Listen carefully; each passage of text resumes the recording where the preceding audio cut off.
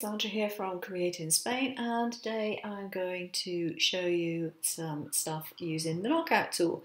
I know I've done a video on the knockout tool before, but I don't think it was particularly comprehensive, and there are other things that you can do with it that may not have occurred to you, so here we go.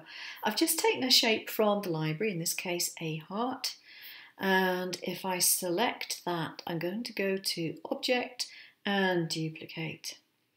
Now I'm going to take the gaps, the horizontal and the vertical spacing down to 0, and I'm just going to create a pattern, and it's very quick and easy to do, so I'm just doing that. I'm going to group that together so I don't move anything out of the way when I don't want to. Now, what to bear in mind with the knockout tool is that it has two differences from other ways of doing similar things. And the knockout tool acts almost like a cookie punch in that it will take out whatever it is on top of. No matter how many layers are underneath, it will take out everything that is underneath it.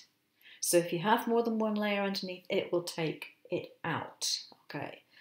The other thing that it is different in is that you retain the cookie or the shape that you have actually punched out. So you do retain that layer.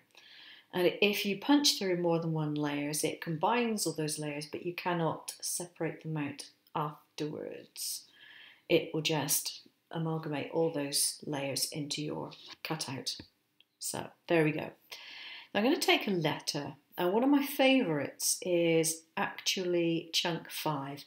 It's a free one, easily available from, I think it's Dafont, and it's very handy if you want a nice, well, chunky letter, of all things. Fancy that, good in chunks.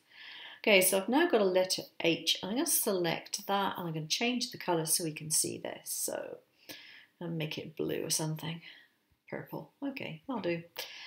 And I'm going to make it a lot bigger. There we go. And I'm going to duplicate it. So you can either go to Object, Duplicate, or you can do it by going to Copy and Paste. The choice is yours. It doesn't make any great difference. There we go. So I've got a duplicate. And the reason I make a duplicate will become obvious in a few minutes. So I want to cut this out in that pattern. So all I do is I line it up where I want it. Whether it's central or not, it's entirely choice. And then I select both. I go to Effects and I go to Knockout. Now at this point, I can choose to have a gap. I can make the hole bigger or I can make the hole smaller, and it will depend on what you're using it for as to whether you want to do that. In my particular case at the moment, I don't need to, so I'm just going to click OK. Now at this point, if you're anything like me, you will find that it needs a couple of seconds to do what it needs to do, and then it will do it. So don't click and click and click. That will just make your machine crash probably. Just have a little patience. So I've now got quite a pretty little pattern there, but I want a border. No great shakes. Take my H, go to Effects, go to Shadow Layer, and I'm going to go for an inset shadow, and I want 0.33 centimetres or more, because anything less than that is a little too narrow. In fact, I think I'll go for more. 0.53 is fine.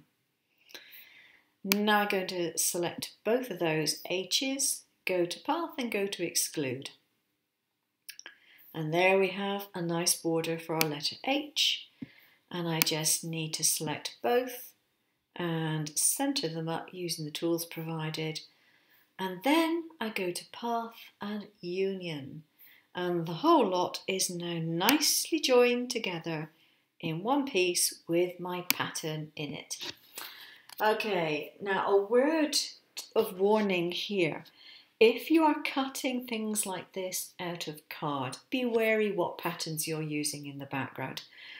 You need, if you're cutting it out of card, for example, to make sure that things are connected to each other. If you are using a vinyl for maybe a t-shirt or something else, a bumper sticker or whatever you're using it for, a picture, then you don't have to worry